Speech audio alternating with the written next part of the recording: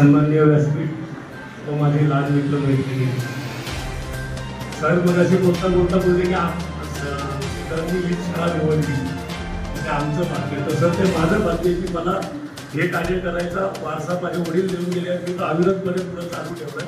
हाच वारसा परत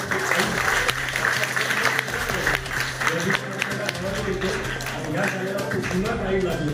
आता आपण मोठा प्रोजेक्ट तर करतो ते, पण अजूनही काही लागलं तर आपण ते करत जाऊ. ही तुम्हाला गवाही देतो आणि तुम्हाला कार्यक्रम करण्याची प्रतिनिधी करण्यासाठी तुमच्या आभार.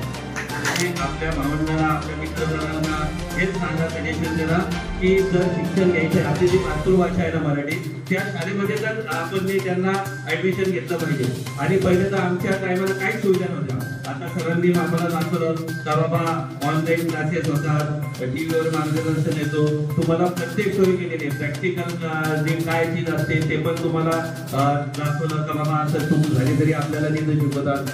भरपूर गोष्टी अशा आहेत का आपल्याला मराठी शाळेमधलं जे आपण शिकतो ते इंग्रजी शाळेमध्ये आपल्याला ज्ञान भेटत नाहीये. त्या कारणाने मराठी शाळा ही खूप अतिशय सुंदर आहे आणि त्यामध्ये ऍडमिशन घ्या, जेणेकरून आपल्याला पुढे फ्युचरमध्ये मराठीमध्ये बोलता येईल, लिहिता येईल आणि उत्कृष्ट संभाषण करता येईल.